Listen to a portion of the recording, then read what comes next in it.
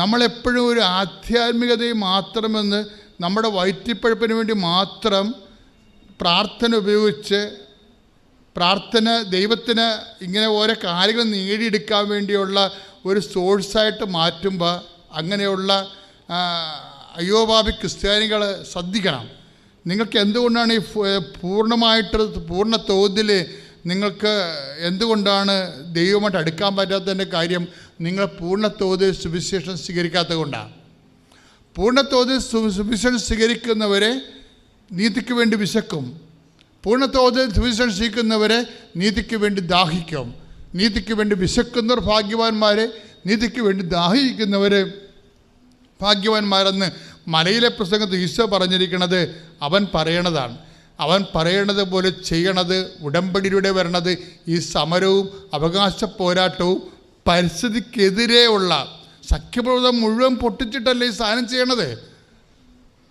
1 കോടി കല്ലുകൾ വേണം, 1 കോടി ടൺ കല്ലുകൾ വേണം ഈ വിഴിഞ്ഞം തുറമുഖം ചെയ്യാൻ. വെറും 6 ലക്ഷമേ ഇപ്പോൾ ആയപ്പോൾ തന്നെ അതിൻ്റെ അകത്ത് 800 ടൺ വെള്ളത്തിൽ പോയി.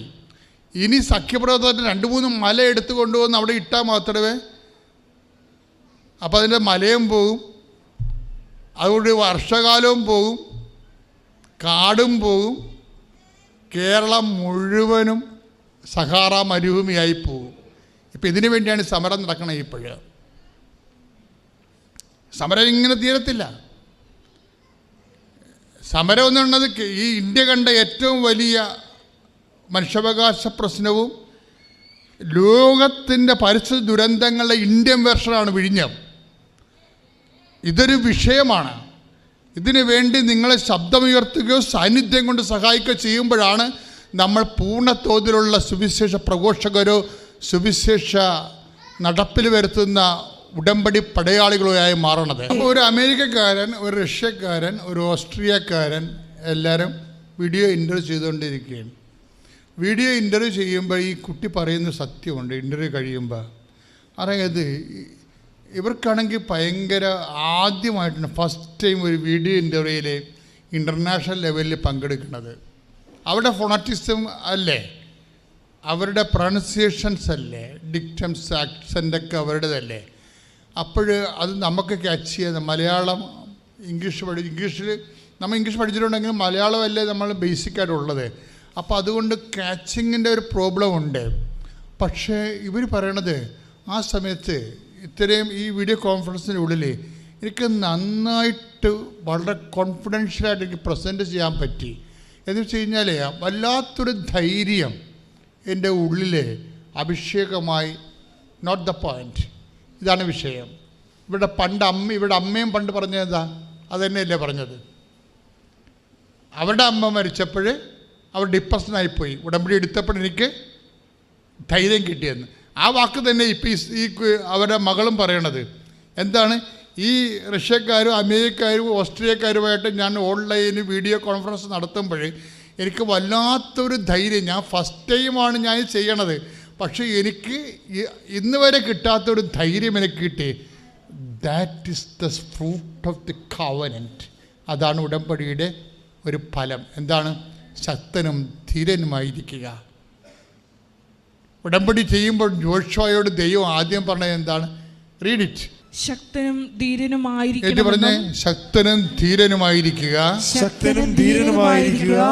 ഭയപ്പെടുകയോ പരിഭ്രമിക്കുകയോ ചെയ്യരുതെന്നും നിന്നോട് ഞാൻ കൽപ്പിച്ചിട്ടില്ലയോ?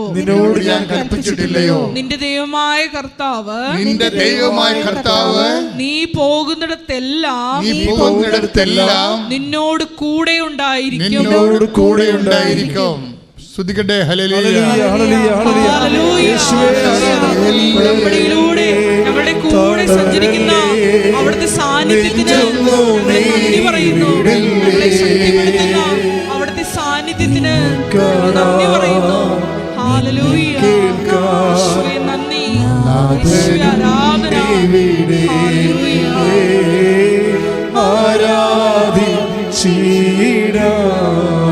അപ്പൊ നീ ഭയപ്പെടണ്ട. എന്തൊക്കെയാണ് പറഞ്ഞിരിക്കണത്? നിന്നോട് ഞാൻ പറഞ്ഞിട്ടില്ലേ? എന്താണ് പറഞ്ഞിരിക്കുന്നത്? വാഗ്ദാനം ചെയ്തിട്ടില്ലേ എന്നാണ് ചോദിക്കണതേ. നിന്നോട് ഞാൻ പറഞ്ഞിട്ടില്ലേ, നിനക്ക് ഞാൻ വാഗ്ദാനം തന്നിട്ടില്ലേ? എന്താണ്? നീ ശക്തനായിരിക്കുക, ശക്തയായിരിക്കുക, ധീരയായിരിക്കുക, നീ ഭയപ്പെടേണ്ടെന്ന. എന്താ കാര്യം? ഞാൻ നിൻ്റെ കൂടെയുണ്ട്. ഈ ദൈവം നമ്മുടെ കൂടെയുണ്ട്. അതാണ് ഉടമ്പടിയുടെ മർമ്മം എന്ന് പറയുന്നത്. നിങ്ങളെ ഒരു ബ്ലെസ്സിങ്സിനെ കുറിച്ച് എപ്പോഴും ഇങ്ങനെ ഓവർ ബോധഡ് ആകരുത്. അനുഗ്രഹത്തെക്കുറിച്ച് ആവശ്യമില്ലാത്ത രീതി ആശങ്കപ്പെടരുത്. ഉടമ്പടി ഏറ്റവും വലിയ അനുഗ്രഹം ദ പ്രസൻസ് ഓഫ് ഗോഡാണ്. എന്താണ്? ദൈവത്തിൻ്റെ സാന്നിധ്യം. അതുകൊണ്ടാണ് ഞങ്ങൾ നിങ്ങളോട് എപ്പോഴും നിങ്ങൾ മിനിമം വിശുദ്ധി സൂക്ഷിക്കണമെന്ന് എല്ലാ ഉടമ്പടി ധ്യാനത്തിലും പറയും. കാര്യം ജോഷുവയോട് ശക്തനും ധീരനുമായിരിക്കുക, ഞാൻ നിൻ്റെ കൂടെ ഉണ്ടെന്ന് പറയുമ്പോഴേ നമ്മൾ കൂടെയുള്ളവരാരാണ്? നമ്മുടെ കൂടെയുള്ളവരാരാണ്? മോസസിനോട് ആദ്യം ഉടമ്പടി ചെയ്യുന്നത് മോസസിനെ കാണാൻ വേണ്ടി ദൈവം വരുമ്പോൾ ആദ്യം മോസസിനോട് പറയണത് എന്താ? നീ നിൽക്കുന്ന സ്ഥലം പരിശുദ്ധമാണ്, അല്ലേ?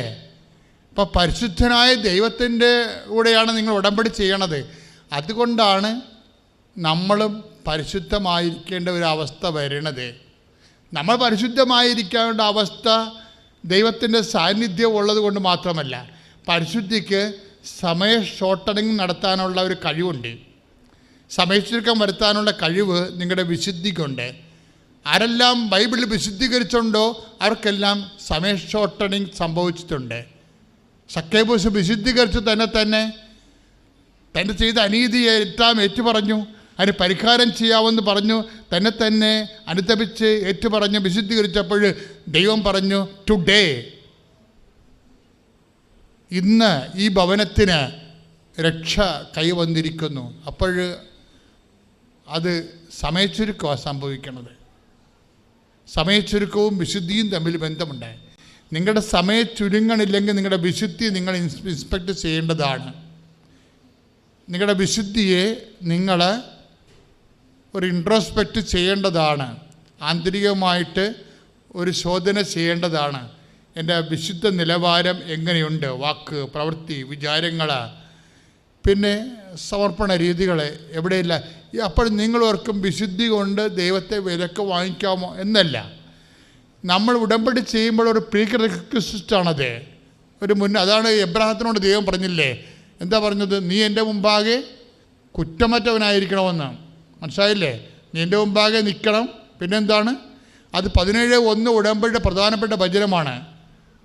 ഉൽപ്പത്തി 17:1 റീഡിറ്റ്. ശ്രുതികട്ടെ. അബ്രാഹത്തിന് 99 വയസ്സായപ്പോൾ കർത്താവ് പ്രത്യക്ഷപ്പെട്ട് അവനോട് അരുളി ചെയ്തു, സർവശക്തനായ ദൈവമാണ് ഞാൻ, എൻ്റെ മുൻപിൽ വ്യാപരിക്കുക, കുറ്റമറ്റവനായി വർത്തിക്കുക. Praise the lord. അപ്പോൾ എൻ്റെ ഉടമ്പടി ചെയ്ത ആൾക്കാർക്ക് ദൈവത്തിൻ്റെ സാന്നിധ്യം അവകാശമായി കിട്ടിയവർക്ക് എന്താ ചെയ്യേണ്ടത്? എൻ്റെ മുമ്പിൽ വ്യാപരിക്കുക, കർത്താവിൻ്റെ മുമ്പിൽ വ്യാപരിക്കുക. രണ്ടാമത്തേത് എന്താണ്? കുറ്റമറ്റവനായിരിക്കുക, കുറ്റമറ്റവളായിരിക്കുക. നിങ്ങളുടെ ഭാഗത്തു നിന്നൊരു കുറ്റം കാണരുത്.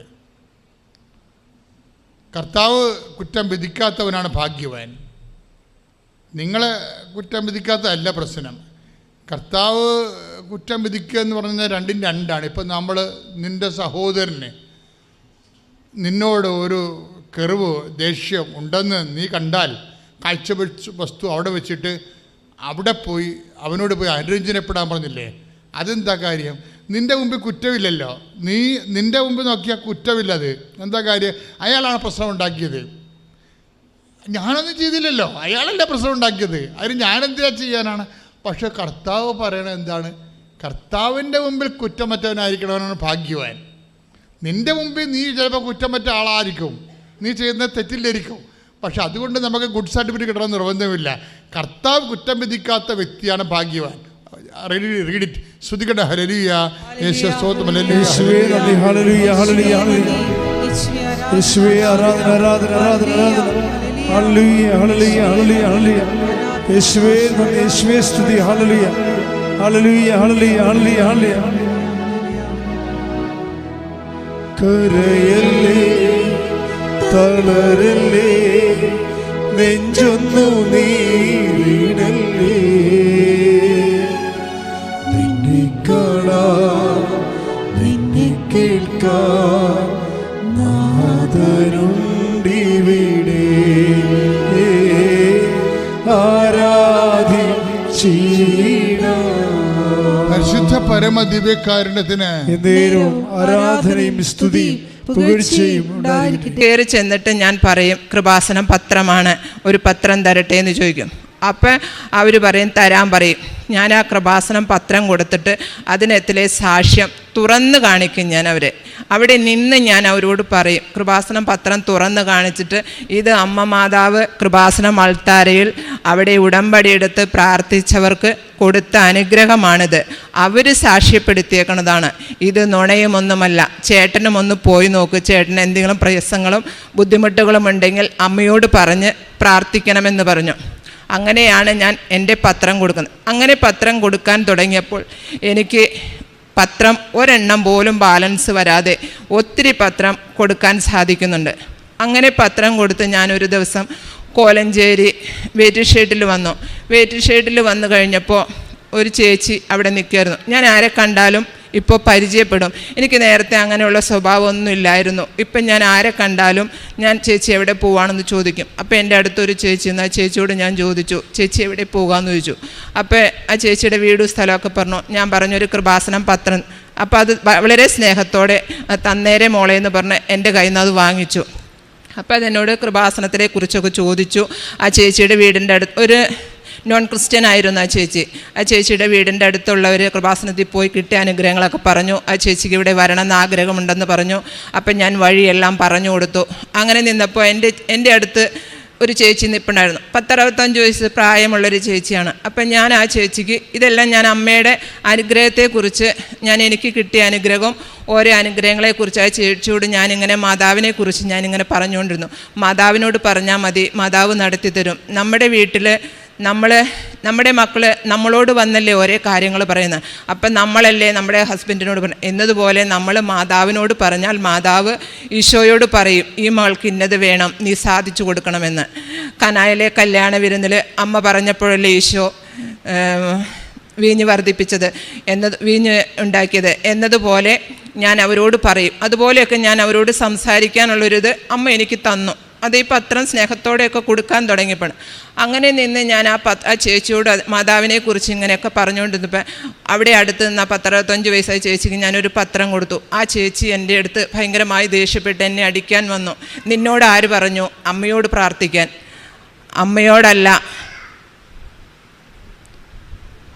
അമ്മയോടല്ല അധികം പ്രാർത്ഥിക്കേണ്ടത്, ഈശോയോടാണ്. ആ ചേച്ചി മാതാവില്ലാത്ത ആൾക്കാരെന്ന് എനിക്കറിയില്ല. പിന്നെയാണ് ഞാൻ ആ ചേച്ചിയുടെ കഴുത്തിലേക്കും കാതിലേക്കും നോക്കുന്നത്. ആ ചേച്ചി കമ്മലും മാല ഉപയോഗിക്കാത്ത ഒരു ചേച്ചിയാണ്. അപ്പോൾ എനിക്ക് മനസ്സിലായി ഇവർ മാതാവിനോട് പ്രാർത്ഥിക്കാത്തവരാണെന്ന്. ഞാൻ ഒരക്ഷരം പോലും മിണ്ടിയില്ല. ആ കൃപാസനം പത്രം എൻ്റെ നെഞ്ചോട് ചേർത്ത് വെച്ച് ഞാൻ ആ വെറുതെ എവിടെ നിന്നുള്ളൂ. അപ്പോൾ എൻ്റെ കൂടെ നിന്ന ചേച്ചിയാണ് പറഞ്ഞത്, ചേച്ചിക്ക് ആ പത്രം വേണ്ടെങ്കിൽ തിരിച്ചു തന്നോക്കൂ, എന്തിനാ ഈ കൊച്ചിനെ ചീത്ത പറയുന്നത്. അപ്പം ഞാൻ പറഞ്ഞു, ആ ചേച്ചി പറഞ്ഞോട്ടെ, എനിക്ക് വിഷമമില്ലെന്ന് തോന്നുന്നു. പിന്നെ ചേച്ചി പത്രം തിരിച്ചു തന്നില്ല. തന്നതല്ലേ, ഇരുന്നോട്ടെ എന്ന് പറഞ്ഞ് അങ്ങനെ ആ ചേച്ചി പോയി. അങ്ങനെ ആ പത്രപ്രവർത്തനത്തിൻ്റെ കഴിഞ്ഞ ആഴ്ചയിൽ ഞാൻ മാസം ഇതുപോലെ കോലഞ്ചേരിയിൽ പോയി പത്രം കൊടുത്തു. പത്രം കൊടുത്തപ്പോൾ ഒരു കടയിൽ കയറി ഞാൻ 2 ചേച്ചിമാർക്ക്, ഞാൻ പത്രം മേടിക്കുമ്പോൾ 10 കാശ് രൂപ കൂടി മേടിക്കും. ആ 10 കാശ് രൂപ കുടിച്ച് 10 കാശ് രൂപ മേടിച്ച് ഒത്തിരി സ്നേഹത്തോടെ എന്നോട് കൃപാസനം പത്രം മേടിക്കുന്നവർക്ക് ഞാൻ കാശ് രൂപം എൻ്റെ കയ്യിലുണ്ട് തരട്ടെ എന്ന് ചോദിക്കും. അപ്പം ഞാൻ അവർക്ക് ആ കാശ് രൂപം കൊടുക്കും. അവർ ഒരുപാട് സ്നേഹത്തോടെ ആ കാശ് രൂപം മുത്തിയിട്ട് അവരത് കയ്യിൽ വെച്ച് അവരുടെ മാലയിൽ അപ്പം തന്നെ ഇടുന്നത് എനിക്ക് കാണാൻ സാധിക്കും. എനിക്ക് വളരെയേറെ സന്തോഷം തോന്നാറുണ്ട്. അങ്ങനെ ഞാൻ 2 ചേച്ചിമാർക്ക് ഒരു പത്രം കൊടുക്കാൻ തുടങ്ങിയപ്പോൾ ചേച്ചി പറഞ്ഞു ഒരെണ്ണം കൂടി തരാൻ പറഞ്ഞു. അങ്ങനെ ഞാൻ പത്രം കൊടുത്തപ്പോൾ അവിടെ ഒരു ചേട്ടൻ നിൽപ്പുണ്ടായിരുന്നു. അപ്പോൾ ആ ചേട്ടൻ എന്നോട് ഞാൻ ചോദിച്ചു, ചേട്ടാ ഒരു കൃപാസനം പത്രം തരട്ടെ എന്ന് ചോദിച്ചു. അപ്പോൾ ആ ചേട്ടൻ എന്നോട് പറഞ്ഞു, എനിക്ക് വേണ്ട, ഇത് സൂക്ഷിക്കാൻ പാടാണെന്ന് പറഞ്ഞു. അപ്പം ഞാൻ പറഞ്ഞു, ചേട്ടാ ഒരു കൃപാസനം പത്രം സൂക്ഷിക്കാൻ എന്താണ് ഇതിന് മാത്രം പാട്? ചേട്ടൻ ഇത് വായിക്കുക, വായിച്ചു കഴിഞ്ഞിട്ട് ഇത് വേറെ ആർക്കെങ്കിലും ചേട്ടനോട് ആരെങ്കിലും എന്തെങ്കിലും ബുദ്ധിമുട്ട് പറഞ്ഞു വരികയാണ് ഈ പത്രം ചേട്ടൻ അവർക്ക് കൈമാറുക. എന്നിട്ട് അവരോട് പറയുക, ആലപ്പുഴ കൃപാസനം അമ്മ മാതാവ് ജീവനോടെ പ്രത്യക്ഷപ്പെട്ട ഒരു പള്ളിയുണ്ട്, അവിടെ നിന്ന് പോയി പ്രാർത്ഥിച്ചൊരു ചേച്ചി തന്നതാണ് എനിക്ക്, നിങ്ങളും അവിടെ പോയി പ്രാർത്ഥിക്കുക, നിങ്ങളുടെ കഷ്ടതകൾ മാറുമെന്ന്. അങ്ങനെ പറഞ്ഞാൽ മതി ചേട്ടൻ അപ്പോൾ ഒരു പ്രേക്ഷിത വേല ചെയ്യുന്നു എന്ന് പറഞ്ഞു. അതുപോലെയാണ് എൻ്റെ പത്രപ്രവർത്തനം ഞാൻ നടത്തുന്നത്. ഒരു ബുദ്ധിമുട്ടും എനിക്ക് വരാറില്ല പത്രപ്രവർത്തനം. അങ്ങനെ ആ ചേച്ചി എന്നെ അടിക്കാൻ വന്ന് എൻ്റെ പിറ്റേ മാസം ഞാനിവിടെ വന്ന് 8 കെട്ട് പത്രം മേടിച്ചു. ഞാൻ എല്ലാ മാസവും 3 കെട്ട് പത്രമാണ് മേടിക്കാറ്. 2002 ജനുവരി 26 ഇവിടെ വന്ന അന്ന് തൊട്ട് ഇന്ന് വരെ എല്ലാ മാസവും ഞാനിവിടെ വന്നിട്ടുണ്ട്. ഞാൻ എത്ര തവണ വന്നു എന്ന് ആദ്യമൊക്കെ ഞാൻ എണ്ണുമായിരുന്നു, ഇപ്പം ഞാൻ എണ്ണാറില്ല.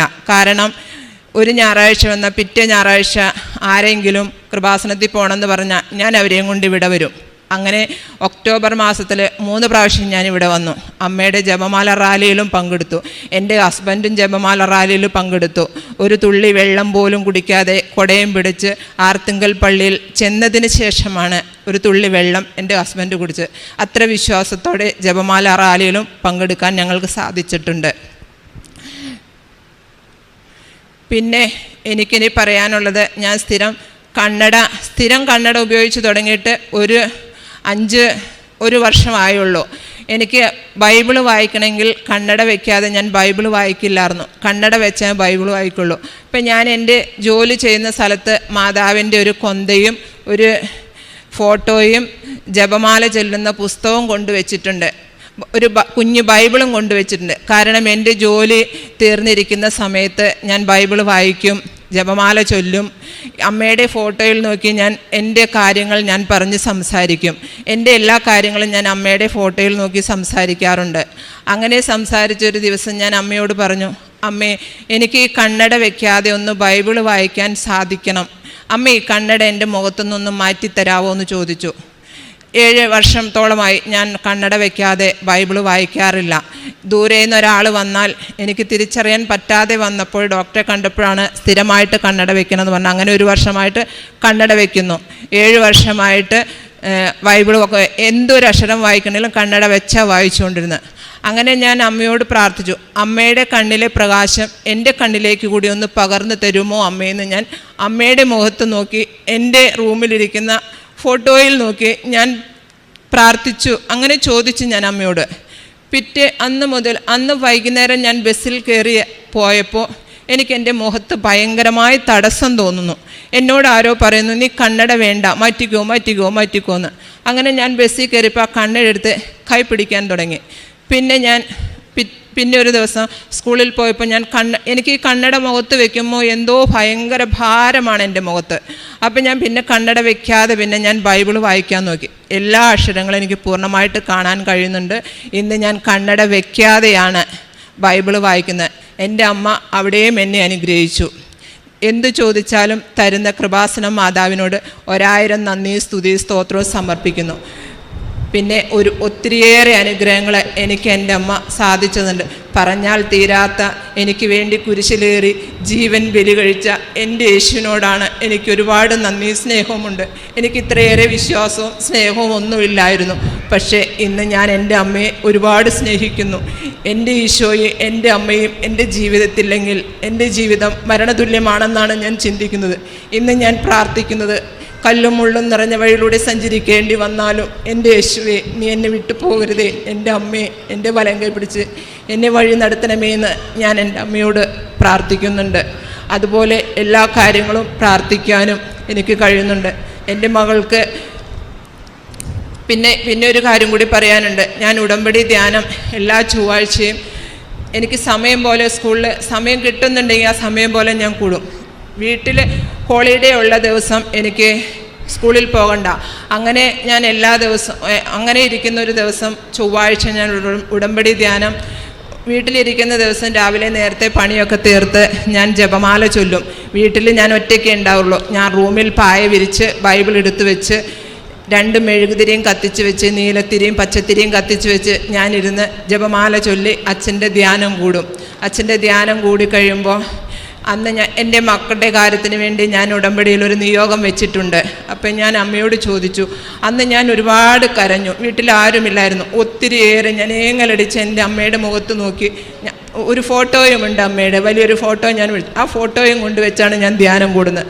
അപ്പം ഞാൻ അമ്മയോട് ചോദിച്ചു, അമ്മേ നീ എന്ത് ചോദിച്ചാലും എനിക്ക് തരുന്ന അമ്മ, എൻ്റെ മക്കളുടെ കാര്യത്തിൽ നീ എന്തേ ഇടപെടാത്തതെന്ന് ചോദിച്ചു. അങ്ങനെ ചോദിച്ച് ഞാൻ പ്രാർത്ഥിച്ചു.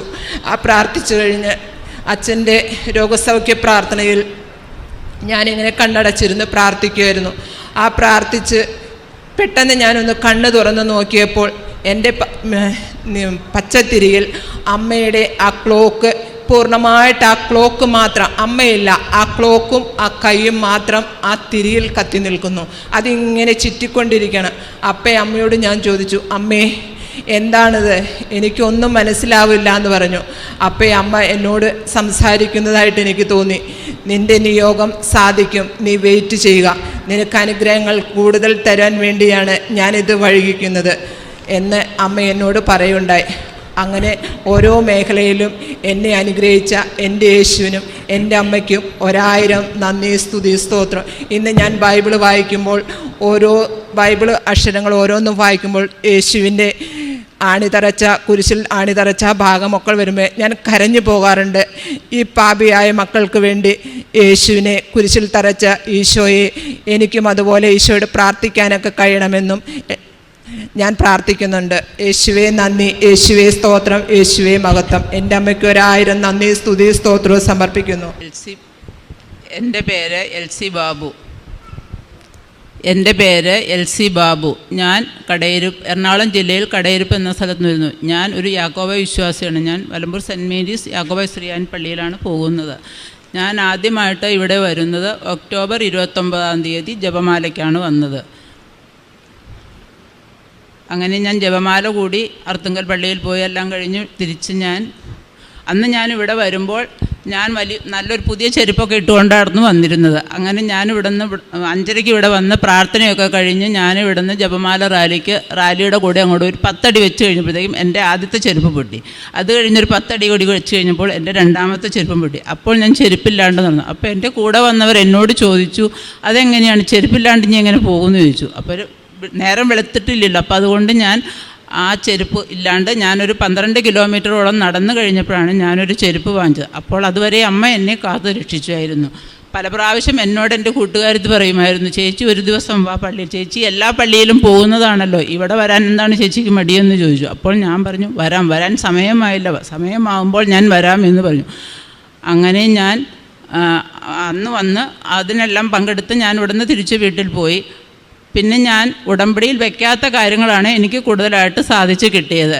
എൻ്റെ ഭർത്താവിൻ്റെ നടുവേദന, എൻ്റെ നടുവേദന ഒരു 3-4 വർഷമായിട്ടുള്ള നടുവേദനയായിരുന്നു. അതുകൊണ്ട് ഇങ്ങനെ നടന്നു. എനിക്ക് ജോലി ഉണ്ടായിരുന്നു. അപ്പോൾ ഞാൻ ആ ജോലിക്കൊക്കെ പോയി ആ നടുവേദനയും കൊണ്ടൊക്കെ നടന്നു. അത് കഴിഞ്ഞ് ഞാൻ വേറെ ഒന്നും ചെയ്തൊന്നുമില്ല നടുവേദനയ്ക്ക്. അപ്പോൾ അങ്ങനെ നടന്നു. അത് കുറച്ച് കഴിഞ്ഞ് നടുവേദന കുറവൊന്നും ഉണ്ടായിരുന്നില്ല. അപ്പോൾ അതുകൊണ്ട് അങ്ങനെ നടന്നു. അത് കഴിഞ്ഞ് ഞാനിവിടെ 2022 നവംബർ 11 ഉടമ്പടി എടുക്കാൻ വന്നത്. അങ്ങനെ ഉടമ്പടി എടുത്ത് ഞാൻ ആ ഉടമ്പടി നേർച്ച വസ്തുക്കൾ വച്ച് എൻ്റെ ശരീരത്തിൽ പുരട്ടി. അങ്ങനെ എൻ്റെ നടുവേദന മാറി. ഭർത്താവിനും 5-6 വർഷമായിട്ട് നടുവേദന ഉണ്ടായിരുന്നു. പുള്ളി ബെൽറ്റൊക്കെ കെട്ടുന്നുണ്ടായിരുന്നു. അങ്ങനെ ബെൽറ്റ് കെട്ടി തിരുമിക്കുകയൊക്കെ ചെയ്തു. അങ്ങനെ തിരുമിച്ച് ഇട്ട് മാറാണ്ടായപ്പോൾ എന്നോട് പറഞ്ഞു, നീ വിശ്വാസപ്രമാണം ചൊല്ലി എൻ്റെ നടുവിലൊന്ന് ആ തൈലം പുരട്ടി തരുമെന്ന് ചോദിച്ചു. അപ്പം ഞാൻ പറഞ്ഞു ചെയ്തു തരാമല്ലോ എന്ന് പറഞ്ഞു. അങ്ങനെ വിശ്വാസപ്രമാണം ചൊല്ലി ഞാൻ ആ തൈലം പുരട്ടി കൊടുത്തു. പിന്നെ ഞാൻ വണ്ടിയിൽ നിന്ന് വീണ് എനിക്ക് ഷോൾഡർ പെയിൻ ഉണ്ടായിരുന്നു, ലിഗമെൻറ്റ് വലിഞ്ഞു പോയതായിരുന്നു. അപ്പോൾ കുറച്ച് നാൾ ഞാൻ കയ്യിൽ ബെൽറ്റൊക്കെ ഇട്ടുകൊണ്ട് നടന്നു. അത് ഞാൻ ബെൽറ്റൊക്കെ ഊരി വെച്ചിട്ട് പിന്നെ ഞാൻ ബെൽറ്റൊന്നും ഉപയോഗിക്കാറുണ്ടായിരുന്നില്ല. അങ്ങനെ എനിക്ക് കൈ പൊക്കാനൊന്നും പാടുണ്ടായിരുന്നില്ല. അങ്ങനെ ഞാൻ ഈ നേർച്ച വസ്തുക്കൾ തന്നെ ഉപയോഗിച്ച് എൻ്റെ കൈയുടെ വേദനയും മാറി. ഇപ്പോൾ ഞാൻ കൈ പൊക്കുകയും എനിക്ക് കൈ കൊണ്ട് എന്ത് വേണമെങ്കിലും ചെയ്യുകയും ചെയ്യും. തുണിയൊന്നും എനിക്ക് അലക്കാൻ പാടുണ്ടായിരുന്നില്ല. അപ്പോൾ ഞാനതൊക്കെ അലക്കി തുടങ്ങി. പിന്നെ എൻ്റെ ജീവിതത്തിൽ വിശ്വാസമുണ്ട്. ഞാനെല്ലാ ഞായറാഴ്ചയും പള്ളിയിൽ പോകും. പക്ഷേ പ്രാർത്ഥനകളൊക്കെ കുറവായിരുന്നു. ഇപ്പോൾ ഞാൻ കൃത്യമായിട്ട് 2 നേരവും പ്രാർത്ഥിക്കും. രാവിലെയും വൈകുന്നേരവും പ്രാർത്ഥന ഞാൻ ഒരിക്കലും മുടക്കില്ല. എവിടെ പോയിട്ട് വന്നാലും എത്ര വൈകിയാലും ഞാൻ പ്രാർത്ഥിക്കാണ്ട് കിടക്കുകയില്ല. പിന്നെ ഞാനിവിടെ ഉടമ്പടി വെക്കാനായിട്ട് വന്നത് എൻ്റെ മോൾക്ക് UK പോയി പഠിക്കുവാൻ വേണ്ടി. അവൾ IELTS എഴുതി പാസ്സായിരുന്നു. ബാക്കി പേപ്പർ വർക്കുകളൊന്നും നടക്കുന്നുണ്ടായിരുന്നില്ല 1 വർഷമായിട്ട്. അങ്ങനെ ഞാൻ ഇവിടെ വന്ന് ഉടമ്പടി വെച്ച് പ്രാർത്ഥിച്ചതിൻ്റെ ഫലമായിട്ട് അവൾക്ക് UK പോയി പഠിക്കുവാനുള്ള അവസരം ഈ ജനുവരി 15-ാം തീയതി അവൾ UK പോയി.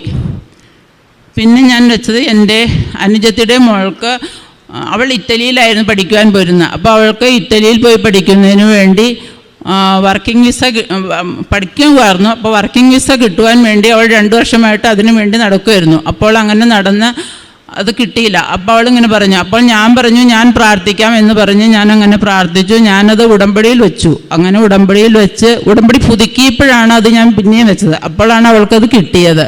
അപ്പോൾ അവൾക്ക് അങ്ങനെ അതും കിട്ടി. അത്രയും കാര്യങ്ങൾ ചെയ്തു തന്ന അമ്മയ്ക്കും തിരുകുമാരനും 1000 നന്ദികൾ പറയുന്നു.